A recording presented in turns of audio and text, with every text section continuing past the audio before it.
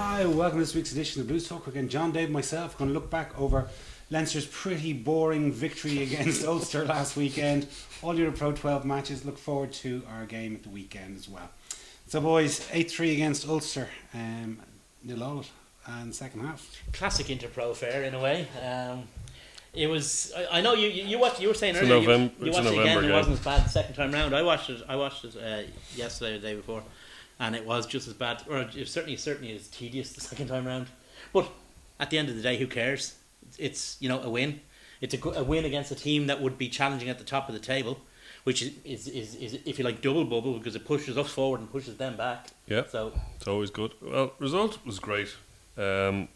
At the game, I made the mistake of I changed places at half time and I sat over where a friend of mine normally sits, and there was there was a whole series of guys in behind us who were just negative Nellies the whole time and going, oh, it's just ridiculous, and Now, in fairness, they had a point some of the time, but literally every time a Leinster player touched the ball, they were giving out. So it kind of soured my experience of the second half, which was sour enough. So maybe when I saw it back, I you just were cheered in the good humour that you were able to watch it. I was able to, and I was expecting it to be really bad, so I was kind of surprised. There were two good defensive teams out there. Yeah. They're really, that's not quite as exciting as watching some fancy team like Connacht or whatever, but it's the fancy dans of European fancy rugby. dans of European rugby in Galway, but it's But it was a good hard game of rugby. Not a bit worrying because,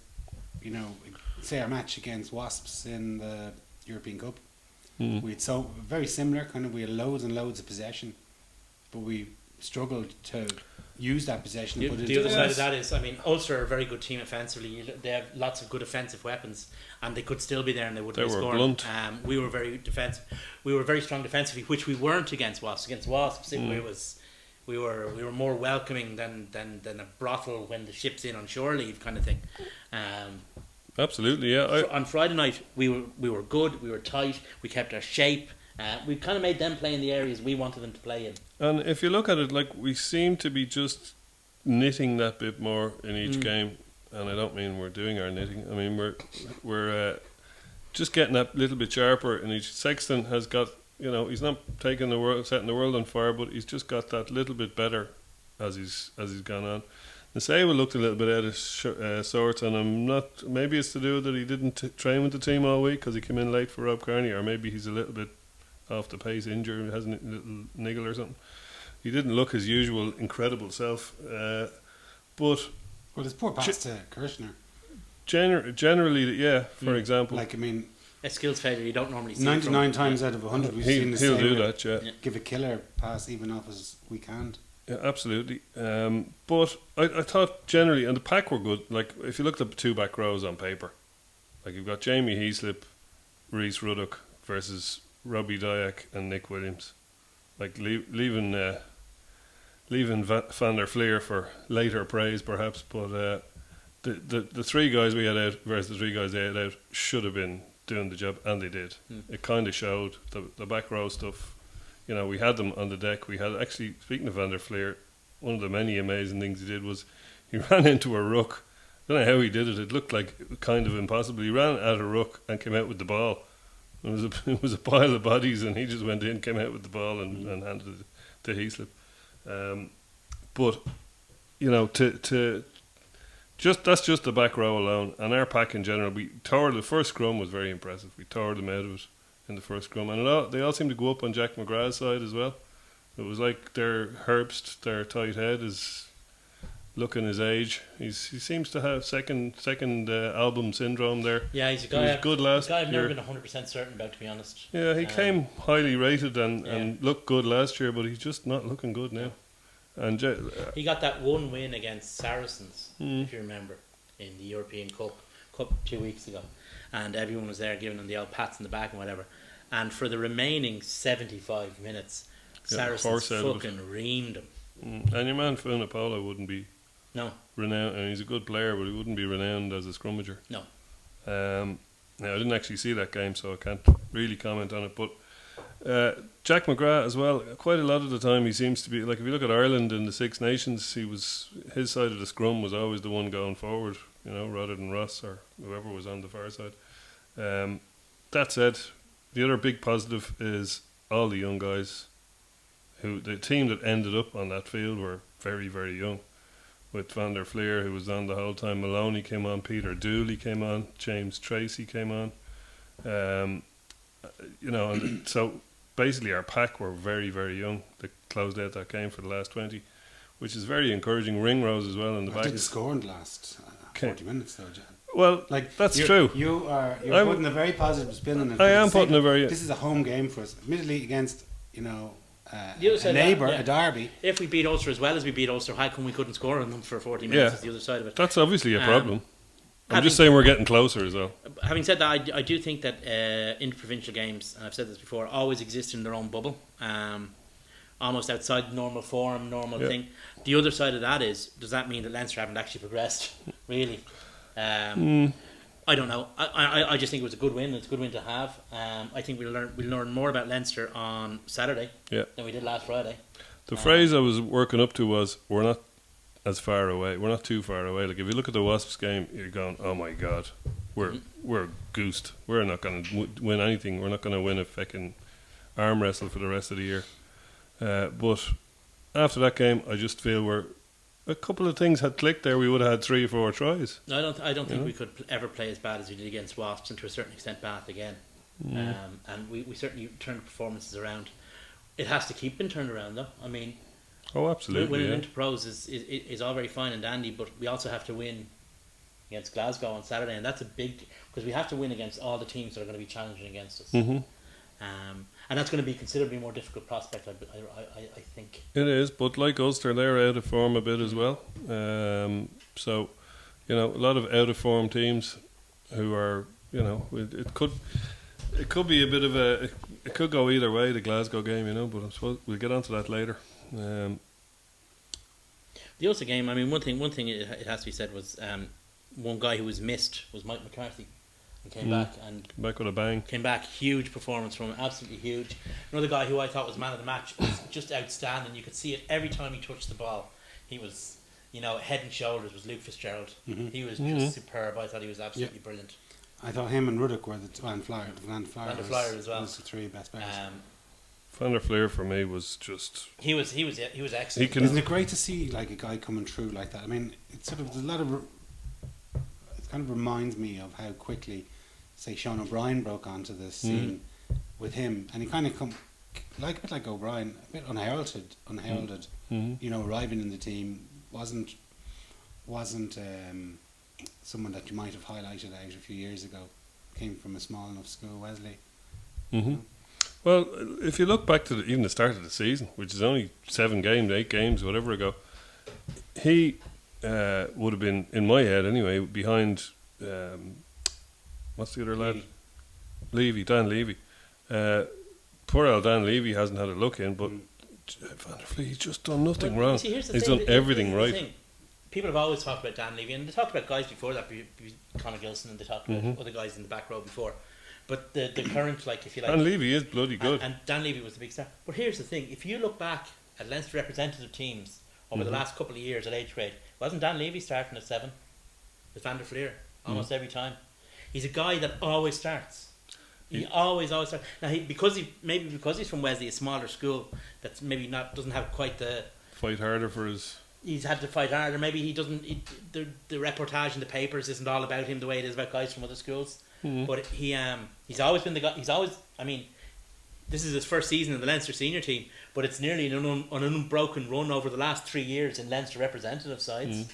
Yeah, he's just class. He can do it all though. He can carry. Yeah. He can break the game line seemingly at will every time he gets the ball. For a young guy, he can tackle like a mother. He can tackle like a blindside flanker, and he's not a blindside flanker. He can. He's great in the deck, as I said earlier. He can pilfer the ball. He's got great pace. As a bit to say, he can do the link row. He's a classic open side with his pace. 7. He's the reincarnation of Keith Gleeson. That's exactly it. He's quite big though. Like, I mean, he'd make two of Keith Gleeson. Keith Gleeson wasn't a small man. He just looked a lot smaller because he was surrounded by bigger guys. But Perhaps. Keith Gleeson wasn't a small man, and I think if you stood Jock van der Fleer beside Alan Quinlan and Victor Costello, he'd look quite small as well. Well, in that's the same true. way that Most people would look or Simon small. Easterby, those were big guys, you know. Still Van der is- Fleer's a big guy. Keith Gleeson wasn't small either. I stood next to him once or twice on various different things, and I tell you, you wouldn't want to run into him in an alleyway. I say, oh, absolutely. But I say You'd never run out. Van der Fleer has about 2 inches in height on him and Possibly. probably a bit of size as well. But he may not quite have the pace of Keith Gleeson or the link ability, because that was his big thing, and you know he had it in spades. But he has it. He's got the pace to get out, and he has. I think I'm going to start calling him Chumbawamba, because when he gets knocked down, he gets back up Oh, again. good lord! I thought you were going to say I'm going to call him Chumbawamba because pictures of starving children sell records. Okay. Well, one guy that did get I'm not as esoteric as One you. Chumbawamba fan out there will get that joke. well, one guy who did get knocked down was Ruddock Mhm. with the handoff from Williams. Mhm. And we had a question about that, John, from Miriam, was it? Was he off balance, or was he slightly injured by the first hit, or I think was it Williams- all Williams? Williams is a guy who's good for one of those a match Yeah, until he runs out of steam. While the guy he knocked down is still pelting away. That's generally the way it is. I mean, Williams he's been very good for Ulster. He has been good for Ulster, but he's one of those guys. He's a bit like Shabazz. He's a bit like a prop. You can get kind of 35, Yeah. 40 minutes out of him, and then he kind of just, as you say, he runs out of puff. And if you hit him hard, the energy your own team gets from it, he's actually as much a hindrance as a help. yeah.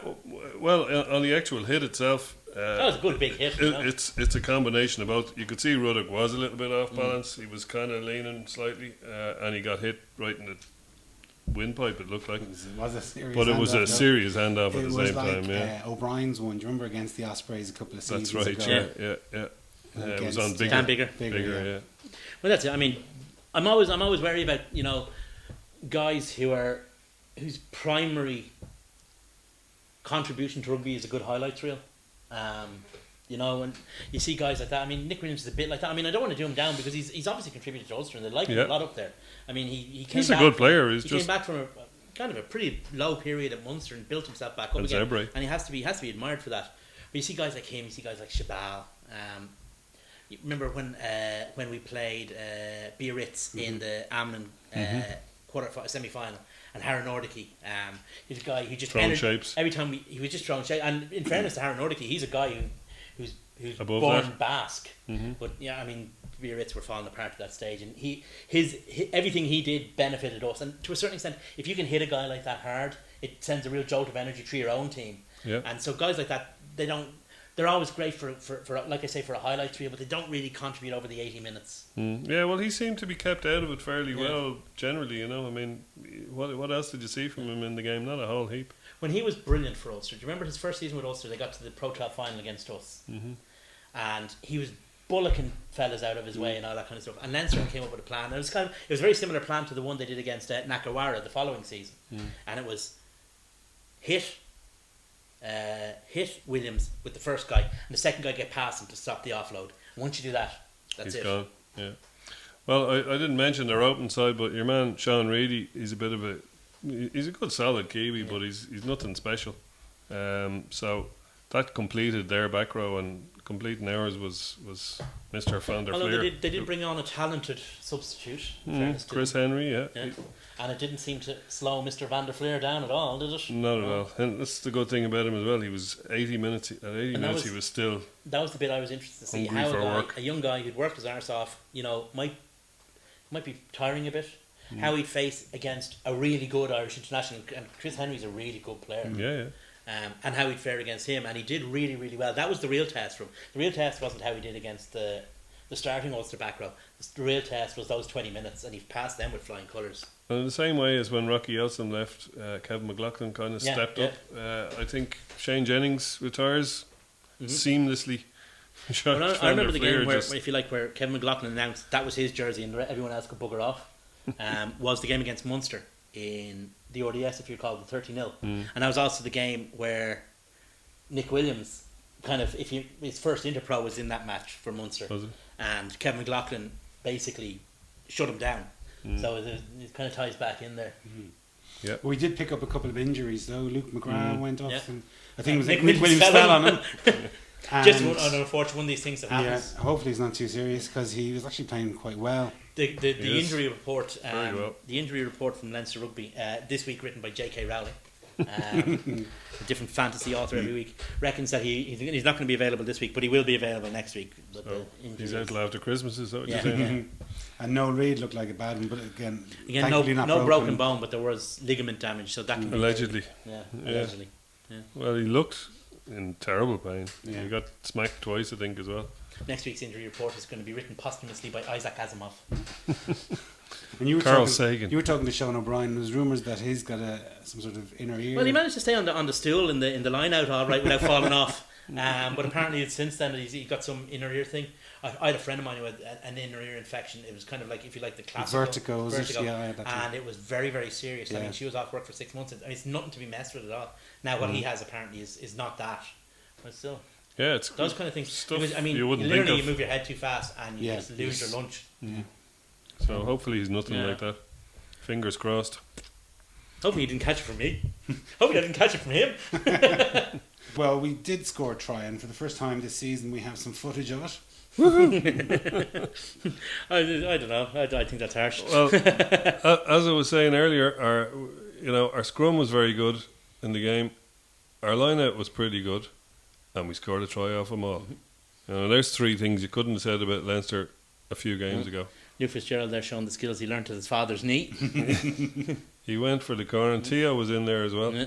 It was good. It was a good try. It was. I mean, It was well worked, and Ulster tried to do the same later in the And game failed. and failed miserably. Yeah. So those defences were hard to get through. I mean, we spent a lot of time camped on their line in both halves and blew a couple of opportunities, but we got home there, and it proved the difference in the winning and losing of the game. Well, that win keeps us in fourth place, Yeah, but 5 points behind Connacht, and Connacht had a sensational did they play this weekend? result. They did, Dave. They actually beat our friends from the south, 18-12. It was a brilliant performance, but there's one question: are Connacht that good, or are Munster just shit? Well, the thing I was impressed by them was that the They conditions played were rugby. brutal, Yeah. and they wanted to play rugby, and they They showed played it great amazingly well. ambition. They were looking. They just played rugby in a very simple but a great way. They didn't run into people; they ran into space. When they were going into contact, they tried to pass the ball, Yeah. and it's a very simple game if you play it like that. Don't run into people, run into space. Don't go into contact with the ball. That's the. I'm sure you were told that when you were a kid playing. well, there are times when you have to The go thing into is, contact Connacht with the didn't ball. play anything special. Connacht have a way that they want to play. Pat Lam has a way he wants Connacht to play. And the thing is that they execute those skills whether it's raining or windy, or whether it's dry, or whether, and it is windy a lot where they play. Yeah. And that's the great thing about it, is that they do execute those skills no matter what the pressure is. But I mean, I just listened to some of the podcasts and so on over the last few days since that victory, and listened to a few interviews with some of the Connacht players. They are saying that they've put a huge emphasis on skills. Yeah. And it reminded me a lot of what Smith did with Leinster. Absolutely. And when you look at some of our passing, and it's still happening, it's going. Guys are getting balls We flung need at them emphasis on skills up again, at the quick. shoulder. Or, Yeah. like for instance, Ben Teo's pass from Sexton. Now, okay, he was under pressure. Sexton was under pressure to get the ball away, but it came at him like an exocet. So it was But poor pass. We don't have a and- skills coach. We need a skills coach. I mean, it's Well- all very well to say that. I mean, Connacht have spent a fortune on skills because they got Dave Ellis in. Yeah. Who's not. He's one of the world's best skills coaches. So what we need to hire someone. We really do. But Absolutely, enough yeah, about us. we I do. mean, on to Connacht. I mean, back to Connacht. There was the pre-match interview with I've been critical of Connacht in the past because I've always believed that they were better than they were letting on. I've thought that we'd say, maybe not the last 10 years, but certainly the last 5 years, Connacht have had a pretty good team that could have done a lot better than it did. And the reason it didn't do as well as it did is because we were talking about it earlier. Remember that documentary that was on? Because they had this massive chip on their shoulder. Top 2 They had inches. this huge inferiority complex. And Pat Lam was interviewed on the pre-match build-up, and he was asked what the first thing he did was when he got into Connacht. He got rid of the chip on their shoulders. And you could see that against Munster. Connacht didn't go out there with anything except the expectation that they would play the game their way, and if they did that, the result would follow. But they were going to go out there. They weren't looking. You know the way teams go out. Oh, I hope we don't win. I hope we don't lose. I hope we win. Connacht weren't going like that. They were going the way that Leinster used to go. Is we're going to go out and we're going to do A, B, and C, and if we do that, then D will follow. Yeah. And that's. Yeah, absolutely. Yeah, it was beautiful to watch. It was such an antidote to our game. I know I said our game wasn't as bad as I thought it was watching it, but seeing Their game's probably better. seeing the Connacht Munster match the next day, and I think there was rain. There was definitely a lot of wind, but the skills on show were like it didn't look like winter rugby at all. You can see the rain coming down off the stand on Thomond Park on the screen. Like, I mean, it was really, really excellent, and they're so committed. Guys like your man Muldowney, I thought he who was seems superb. I thought the last he was few Ali weeks. Muldowney, I thought he was great. I thought Connolly was great. Connolly Yeah. and For a guy making his the debut, hooker like. as well, the replacement Yeah, hooker, yeah. and even do you know who looks great? He's really bulked up. The second row, the young guy Delan. He's a Kerry man, I think. Ulton Delan. He Is looks he part Kerry, part French or something? he looks very big. Like I've seen him a few in was so the under many, like- 20s. Do you know who was impressive? He didn't look Sorry, that just one size. thing was an inside centre. Ronson, who again is bulked up as well. Yeah. So they've got a situation where they've got a first and a second 5'8". If you like, they're playing that style. Well, he's a big guy as well. Yeah, and he used to be. No. He played for Lansdowne, and He did, yeah. I think he was actually offered a Munster contract, and he said no. But probably And took then he him got a a while concert- to adjust from Connacht one. being amateur playing for Lansdowne Yeah, to becoming a full-time pro. Well, It probably they- took a couple of years to get there. Connacht have actually pulled a few guys out like that. I mean, that's where Carty came from. Ronaldson, Yeah. the Nigerian guy who played for Dublin University, De Kaloun. Adekawuni. And He came from the amateur game. Yeah. Matt Healy, and even the out half playing for the States. Adge Edge. McGinty. Yeah. So you know the one thing I will say about Connacht, though, I mean they've been taking a little bit of slagging over the fact that they didn't lose hardly anyone to the World Cup, and a positive thing out of that for them is that their team is really starting to purr, whereas our team is getting a little bit better and we're coming closer to clicking.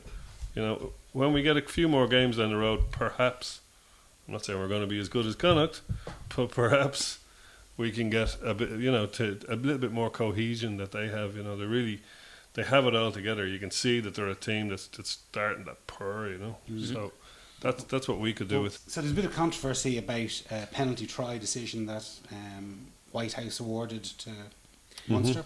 Yeah, there's been a lot of talk about it, and a lot of people saying, "Oh, this was never a penalty try." We look at the incident first of all. You know, it doesn't look so bad from there, to be honest. I mean, it looks When you fairly look at the innocuous.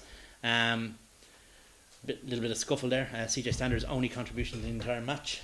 He signed a new contract, 2-year contract with Munster. God, I'll tell you money for jam. Who did? CJ? How did he?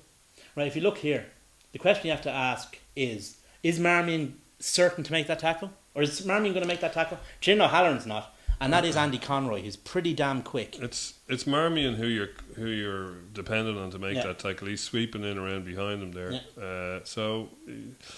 Because the law states, right? Probably, yeah. A penalty try is awarded if a try would probably have been scored but for foul play by the defending team. That's the exact wording of the law. Now, if the ref is wrong to award a penalty try, is he wrong to think that a try would probably have been scored? Is it unreasonable for him to think that a try would probably have been scored? I don't think it is. I don't think it's He was a unreasonable. long way However, out. He was 20 metres out. He was 20 metres out, but then the defenders were 20 metres out as well. Yeah. The fullback had come up and had been taken out by the pass. So it was a clear run. Well, Marmion was coming through. That's the question. Is Marmion going to catch But him? the thing is, it was a greasy, horrible night. If Conway had his wits about him, 5 metres out, He's going to go down. he could slide. Yeah. That's true. Mostly when you see penalty tries awarded, they're from scrummaging close to the line. Maybe we The way- sometimes forget that they can be awarded for a whole. Well, no, the what I was going to say is the way it seems to go is that you can't just throw them out willy-nilly. There always seems to be either you have 2 or 3 scrums before you call penalty try, or you have to really see where But a there's try. no requirement for that in the law. apparently But not. John, the match against Bath last weekend, Exactly. it was, okay, all the other scrums were being pulverised, but it was The first, the first yeah. scrum 5 metres out, and Yeah. we got milled, and he went under the sticks. Yeah. Um, The probably, I think, is what's throwing everybody. Because I looked at it and I went, that's way hard. Penalty try, any yellow card, just, It's a typical double whammy. that Connacht are going to get fleeced now just by this decision. Which, A, I'm glad they didn't. But B, it's only when you look at the word probably in that sentence that you go, actually, there may be a case Yeah. to say, I think there's a couple of things that stood out for me. I thought Whitehouse was very good. yeah, excellent. Excellent. And I'm glad that that decision was right, but I'm glad that it didn't have an outcome on the yeah, result. it didn't have an. Ultimately, it didn't change the Yeah. result. It actually had a negative effect for us because it gave Munster the losing The bonus bonus point. point, yeah. But it didn't have a negative effect on the result. It's a decision. It's a very doctrinaire decision. It's absolutely right by the letter of the law. Would you? have Well, given- harsh as but fuck. harsh. But then that's sport is harsh. I mean, that's sport is life. Sometimes is harsh, and sport is a reflection Would you of life. equate it with the red card doled out by Alain Roland against Sam Warburton in the World Cup Was in that harsh? 2011? Yes. Was that right? Yes. So there you go. I suppose That's the that's thing. where we'd put it pretty Yeah. much, wouldn't it? Yeah. Yeah, I'd say so. Yeah. Okay. But just going back to the game itself, there was a very positive thing that what Connacht have done. 'Cause Kept playing rugby. The amount of Irish people that are or Irish qualified guys that are in their team, like, and Bundy Aki presumably is going to stay next season, which will be qualified then. I mean, I think his contract runs till that was his till he's stated qualified. ambition was to Yeah. become I qualified. think he came over here with that purpose. And if rumours are correct that Ben Teo has been talking to Joe Schmidt about Mhm. the future, Mm. we could have a Bundy Bendy. A Bundy Bendy Bundy. A Bendy Bundy centre Have to partnership at patent some that name stage. as well. Yeah. But Some you know, nice it's all options good there. for Ireland. I mean, we had the discussion about what the rights and the wrongs of the project player system, but it's all good for Ireland. I mean, if these guys come into the Irish system, they've absolutely proved their worth. I mean, Bundy Aki was superb. He really, really was. Well, my take on the project player thing is it's the rules. Yeah. And as long as it stays the rules, I have no problem with. It's a bit like the Sam Yeah. Warburton thing, really, isn't it? Yeah. I'd agree with you, John. No, I'd be. I mean, himself and Henshaw linking up for that final try, that wonderful final try. Absolute beaut. That's kind of a good omen for the future. It Yeah. augurs well, as they Well, say. Henshaw broke his wrist, or his Yeah. hand in that. That's good. We don't want him getting injured before he comes to us. But he'd be able to sign his contract. He can sign with his left hand. Yeah. But both of them did excellently in that phase of play. The offload was sumptuous, and then the athletic sumptuous. It's a good Christmassy word, isn't it? And the athletic ability of Bundy Aki going over Yeah. for a big guy, the way he did it in midair Yeah. Yeah. to get the hand in before he went to the touch was just Super duper. beautiful to look at. It was as lovely well. stuff. It was Yeah. very enjoyable. It was. A couple of other results. Edinburgh beat the Dragons. Glasgow beat Treviso. No surprises there. Ospreys beat Cardiff. I read something about that was they haven't been beaten for ages in a Welsh derby. Yeah. Mm. Fairly tedious stuff. Yeah, Was. and I saw that so one. I suppose the upshot is that it leaves us in. Somebody fourth made place. hard work of the Zebra.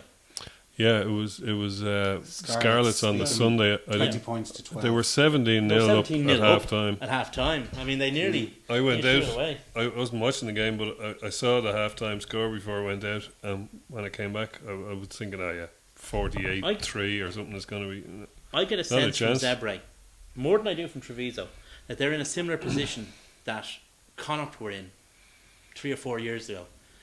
If you look at the amount of losing bonus points they're picking up, although funny enough, this isn't one of the games where they No, picked one up. they were a point away. A lot of games they're within cooey of the opposition, and if they had a Dan Parks or a good, reliable, consistent out half, If who any kick- Italian who team, kick their goals, including the national including team, the national team, indeed, yeah.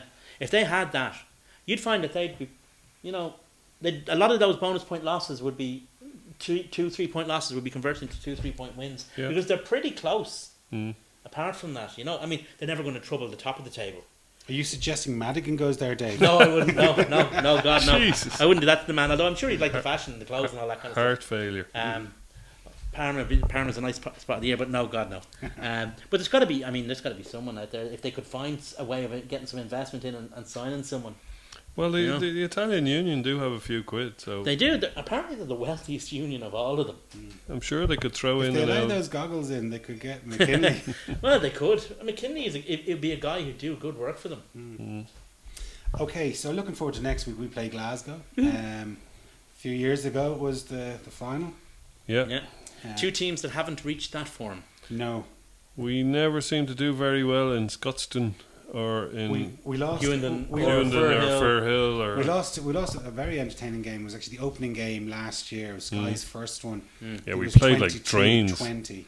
Yeah, We we were were dreadful for the poxed. first We 60 threw it away. minutes. We threw it away. Came right back and took the lead, and then we're dreadful again for the last 10. That scoreline flattered us. We to missed death. a touch on the Oh, we were dreadful for most, but we came back, and that We was did. the thing. I mean, it's hard to know. I mean, both teams are suffering from being, as Mr. Thornley would say, bulk suppliers. Yeah.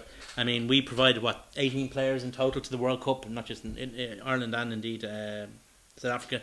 They were up around 20, I think, or They were similar 20, number. yeah.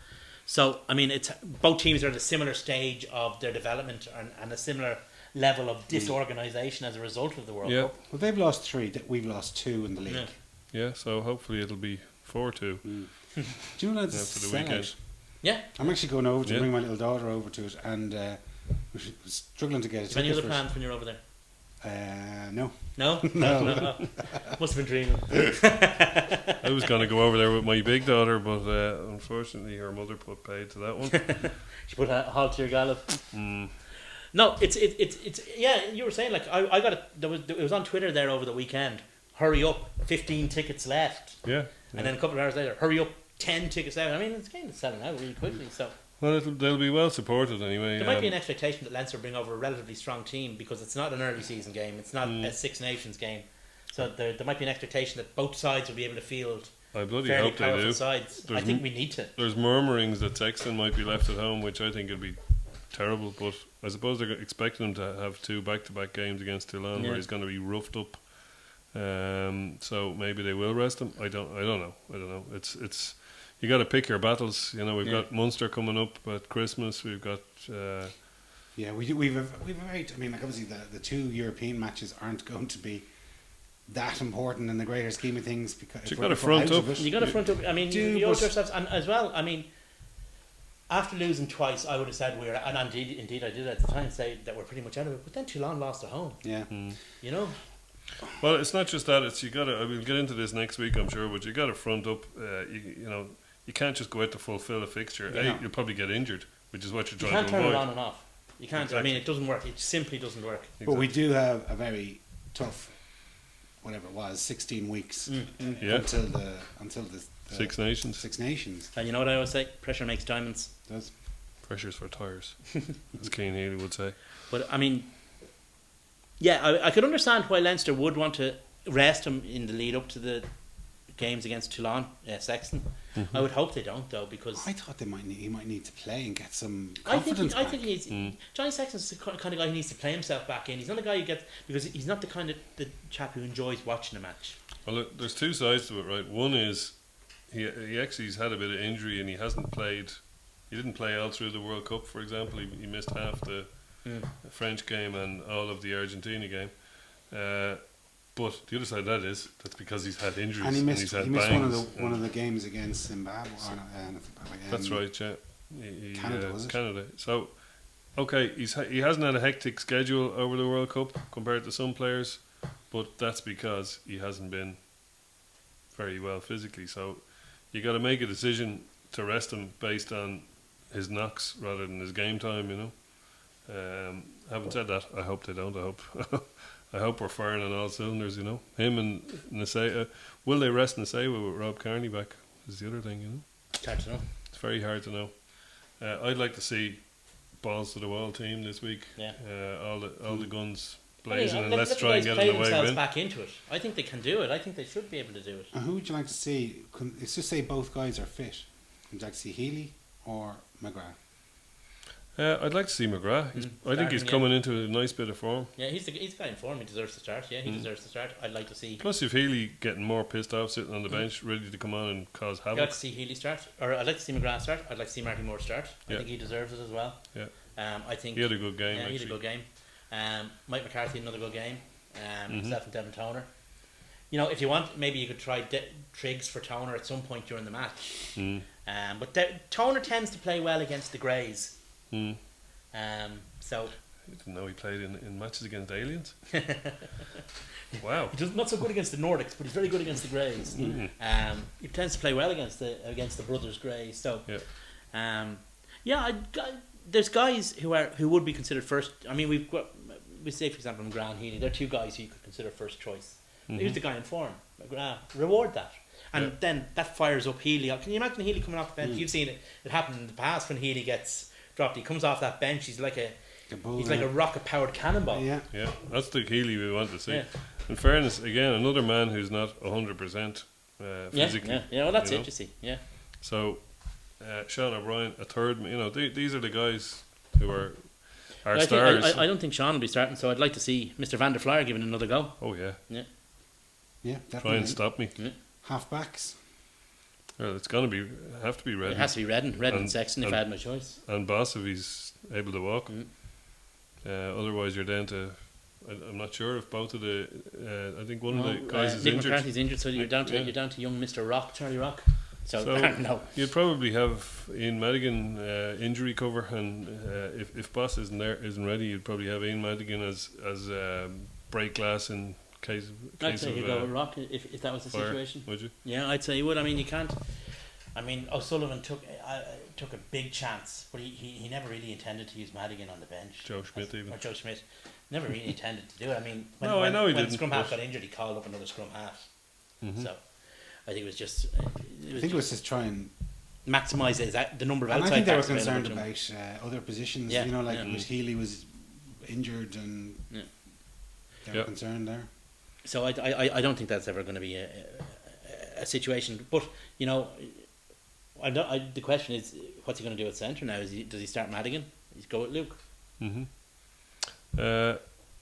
I know I'd have Madigan everyone wants to see Ben Teo at 12 and Ringrose at 13. Yeah, Not against Glasgow, we don't. yeah. I don't think you want to experiment in a game like that. Yeah. That'd be a great one for during the Six Nations. In Yeah. fact, you know, perfect. But I would like to Will see. Ringrose not be starting against England? I would like to see. Teo could be starting for England. That's true. I would like to see Ian Madigan and Ben Teo again with Sexton, Rob Carney at the back. Ideally, Luke and Issa on the wings, maybe Ringrose on the bench. But you know, they might go with the heavy hitters. They might go with the Fergus McFadden on the bench, or who knows? Issa might not even be playing. The other side, they could pick the complete opposite. They could go with Boss and Madigan at centre. You never know. No, Collie O'Shea and Ben Teo in the centres. No, I'm hoping they go balls to the wall for this one. Yeah, well, that's what I want. But I'd say we'd be slightly disappointed. I'd say there'll be a blend, there'll be a compromise there somewhere, because There Mr. has to be. Schmidt and Mr. Nusafora will be wagging their fingers and saying, yes, you can play them now, but then you can't play them against Munster. Yeah. So, I suppose they got to manage their time now coming up to the yeah. Six Nations. Well, looking at other fixtures, looking back at Connacht again, they play their old nemesis Cardiff, who Pat Lam got, I think, fined in this corresponding fixture last I'd year. say there'd be. They got absolutely screwed. They played 9 minutes of I would added say on there'd be time. an eagerness to cause pain to Cardiff within the Connacht organisation.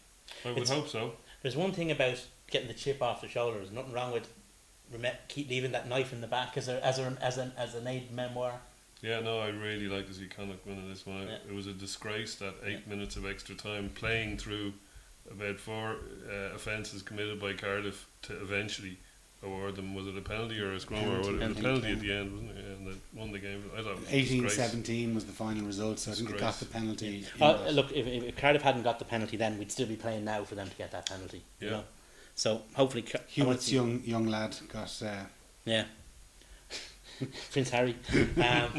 I'd like to. He's moving to the Scarlets. Actually, He is, yeah, I believe. yeah, to go with his hair. Scarlets are amassing a serious team. Davies' big brother is coming back as well from France, Yeah. and they actually are. I don't know whether they've signed or it's a rumor still that Lee Halfpenny's gone to the Scarlets as Rumours he's going to the Wasps to replace Charles Piatow. Piatow, yeah. Well, I've also heard rumours he's gone to the Scarlets. If they got all of those guys lined up, Jesus, there'd be some force. They need the Wonga.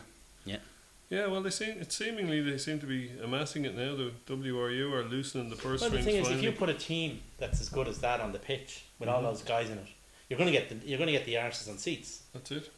You know, Scarlets used to get fairly decent crowds when they had a fairly decent team. But in a smaller stadium, Dave, they've got Oh, yeah, you know, I don't know, 15,000. And there are seats. people who boycott There are. Parky Scars as Because that's the principle. Stradley Park is And the price of a pint is £1 more Mm. expensive than in the local pub. Like it's Yeah, well, also, I don't necessarily disagree with that. I mean, you've been in Clonetty. It's not an area overburdened with money. wealth and No. jobs. No. In fairness, if you're going along and you're going to have a few pints, that pound can make a difference. yeah. Okay, Also, that's the true. population of Clonetty is almost exactly 3 times the capacity of the stadium. Seriously. Yeah. There's about 45,000 people in Clonetty. Now, they drag in people from all the surrounding areas, so it's not like Yeah. they are the only The people region. who are going to go there, but still, filling that stadium is a massive chore Mm. for them, It's, Getting to the stadium is I a would- massive chore. yeah, and I wouldn't feel, I walked in and out from town the last time I was You're, there. you're fit. You've got It's 2 2 miles. You don't have to. The rest of us have to do it on our own hips. It's 2 miles from town. I'll be running these hips for at least another 50 years with any luck. That's what it says in the warranty. You can get a warranty from God, Dave. Well, Ulster take on Edinburgh. That's kind of a must-win match for Ulster now. Like they're Yeah, they really they're have to, starting yeah. to slip down the table. I think they're in 6th or 7th. They're position. 7th, and Edinburgh are ahead of them. Yeah. So I think Ulster. We were talking They're at about home, Edinburgh though, aren't they? before. Ulster at home. Ulster at home, yeah. Edinburgh are a typical Solomon's team. Very, very hard to beat at home. Not up to much on the road. Bit like Ulster were when he was in charge of them. their scrum is good, though. They're They're functional, They're they're clueless functional, yeah. in attack. But That's what we learned they don't have about any. them a couple of weeks ago. They don't have any real creativity or anything That's about them. exactly it. Yeah. But So they still managed to beat us. I can see Ulster taking them for a ride down the road Yeah. And the other behind Irish the bike team, sheds. The other Irish team, Munster playing the Dragons away in Dave Parade. Mm. I can't see Munster losing that, to be honest with you. I don't think Dragons are up to much at all. Dragons They are stuffed the Dragons a last bit of a year, shambles. 38-12. Yeah, they're a bit of a Yeah. shambles, the Dragons. I don't think they don't know whether they're coming or going on or off the pitch. they know that one of them's going, I'd say, at the end of the season. They've been trying to get rid of them. Well, one thing that caught my attention today was an article in the Irish Times that Thornley wrote about scrapping the lines in favour of Ireland winning the Rugby World Cup. Or Wales or Wales, or Scotland or England the or- home nation winning it. Yeah. What's your thoughts on that, boys? Scrap the World Cup in favour of the Lions, to be honest with you. Well, I see his logic, and I would agree with him to an extent. I'm not a massive fan of the Lions. I always see it as a players thing. It's a great thing for the players. I'm not particularly into the whole British Isles being together thing, but it's never going to happen. They're just about to get a shitload of cash out of it when they renegotiate the deal. So Huge amount of cash. there's One not game, a chance. Just one stat that he rolled out when they The played. 15 million. 15 million from one game. That's Yeah. phenomenal Yeah, for that's, one match. that's money that you can't turn down. You for can't. For the good of the game, you couldn't turn it down, in all Exactly. honesty. The thing is, you see, like you were saying, Lions, it's more of a players thing, but that's because the Lions are a touring side. We don't see the Lions. Yeah. Right? Now, you've been on the Lions tour. Yeah. South Africa and New Zealand. There's only 2 teams matter to someone from South Africa and New Zealand. Each other. And the Lions. That's it. That's the only thing. They're the only teams they give any respect to or any fear from. So there's the whole sporting thing, right? The other side of it is, I mean, it's a huge. I mean, even as things are with a TV deal and a touring arrangement that isn't in our favour, you're still making, Still making 5 or shitloads, 6 million sterling per tour each union. That's big money in and of itself. If you can make Six Nations money, which you will be able to when the TV deal is renegotiated. Remember, in 1997, a bit of a history in case people don't remember. In 1997, well, we say 1995 when the game went open. 1996, they were starting to talk about the 97 tour to South Africa. Nobody knew whether the Lions was a going concern, right? The British Isles, if you like, for want of a better phrase, Britain and Ireland wanted to continue with it. Southern Hemisphere wasn't so certain. So the tour arrangement, the tour deal that was signed with News International and with Sanzar was very much in favour of the Southern Hemisphere teams because they didn't believe that it was actually going to be a profitable tour. So they had the pot had to be sweetened. Then of course that '97 tour happened, and it's one of the legendary tours in not just in the Lions history, in the history of world rugby. And the Lions was alive, and then we've had tours since, and it's been great. And the Lions is the biggest team in the world. It's the number one selling rugby jersey in the world, bar none. It sells huge numbers because it sells as a national jersey in 4 countries. Yeah. I mean, that's just something massive. And the Canterbury won the bid for it. And apparently it's the biggest bid ever put in for any piece of rugby sponsorship ever. So, well, here's the thing, right? The problem with the Lions being international, it's an international rugby game. So the conflict with, say, the teams in the Aviva Premiership is huge because there was a lot of Welsh last time.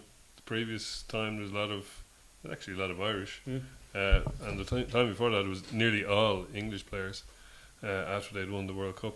So the PRL are not going to like the Lions interfering with their little day-to-day business because their players are going to come back cream crackered after it.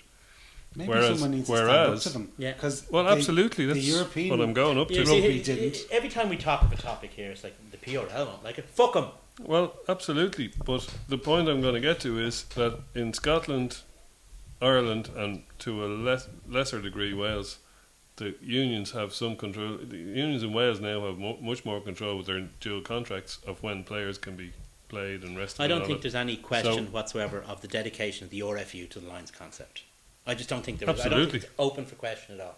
It's the other lads. It's the Bruce Craigs and the Nigel Rays. Yeah, but at the end of the day, it's an international match. They don't have any say other players. No, they don't. So, but the point I'm making is that the other unions will rest the players when they come back. The IRFU and the SRU won't. couldn't care less about Bruce Craig. I mean, because it's a quarter of their team as well, so they can call up any of the English players they want. The RFU don't need to play nice with them anymore because they don't need them to be nice for a World Cup. So they can tell them to fuck off. Call up low. I want to see a tour party of 80 players. 76 of whom are English for the next Lions tour, and I'll tell you, I'll cheer them on like I cheer on every Lions team. I watched the first test last year in an English pub of the last tour. I watched the first test in an English pub in Paris, and it was just brilliant because it was Irish, there was English, there was.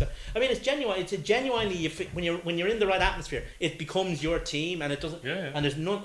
It's a great thing, and sometimes we can be very snarky with our neighbours, and it's nice to remember that we're all kind of every now and again to be on the same side and to be cheering on Mako Vunipola instead of giving him the bird or cheering on. It is a weird sensation. Yeah. To be honest with you, like when you're sitting there going, "Go on, Taulupe." But I'd say the one thing that I noticed was I've seen a lot of guys in funny hats coming down the road going, "Lions, Lions." Can be a little disconcerting, I would imagine. Discombobulating. But there's a few of those. But the majority of them, John, are lads like yourself who are just mad into rugby, but they come from a different country and don't support Leinster. They support whether it's Wasps, Edinburgh, or Clonettley. They're genuine rugby people. The ones that I met were brilliant fun. Yeah. And very interesting, and it's nice actually when you're meeting them to have, to be supporting the same team, to be in their company, and to talk about rugby because that's what we end that's their gig, doing, and that's what it is. And there is a few fellas on a corporate gig shouting Lions, of course there is, but you know what? Bomb your army. There's Let them have it's just great fun. But it's like you say. I mean, the thing about the Lions is there's something there for everyone.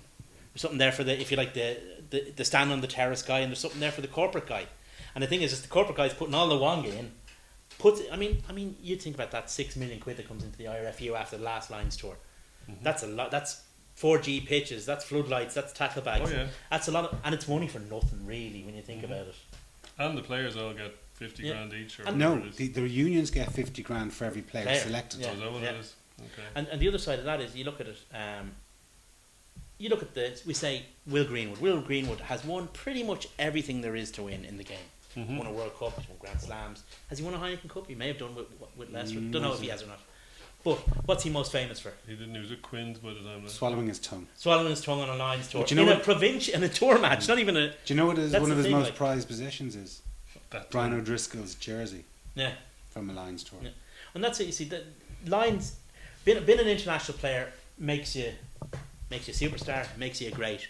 Being a Lion makes you a legend. Yeah. Well, that's what I'm saying. At the outset, what I said was, it's great for the players. Yeah. It's a real players' It's an accolade for them, you know, it really is. I mean, you think if any of the guys who went on the '97 Lions tour, do you think if they walked into a bar in South Africa, they'd have to put their hands in their pockets? Probably not. No, because I mean, in South Africa, being a Lion is important. Being in New Zealand, being a Lion is important. You know, and it's a great thing. I think it's a great thing. But like, we're always trying to looking at very focused at looking at the results. Like, and just something brought it home. Like when you saw, you know, Jonah Lomu's funeral, and you saw all the great All Blacks, and some of them have put on a few pounds over the last 10 years or whatever since they haven't been playing. And you know, that's what life is and sports all about. The memories that you share on a team as a teammate. You know, all those lads were in their 40s and 50s that played with Jonah Lomu, and they were all there giving their respects to him, and you know, that was just very touching. And like that, you know, it's not all about the results each week of looking at a league table, and as you know, as supporters, there has to be room in the game for the romance of the game, for the things the traditions of the game that were important to make the game it is. Yeah, I don't like to use the phrase, but there are things about rugby that make rugby important. Well, I think it's about any sport. I mean, like if that was a famous, you know, NBA player or American football, I'm sure they'd all or be soccer player, whatever, you know, it's just a teammate showing respect to someone that they played with that died way too young. And that's an important thing. And you look at the great thing about Lions is there's that great Jim Telfer speech in '97. You know, about talking about guys. When talking about guys from different countries, not Jim Telfer. Sorry, it was McGeechan, Geach, talking about guys, and he says you'll pass one another in the street 25 years from now, and you won't need to say a word, but there'll just be a look. And that's kind of what it is, you know. Stuff like that's important. I know it's easy to be cynical and kind of say, where's the room for that in the modern professional game? The room for it is in your heart. Well, very apt, Dave. Anyway, thanks a million, boys. Thanks as ever for watching. Cheers.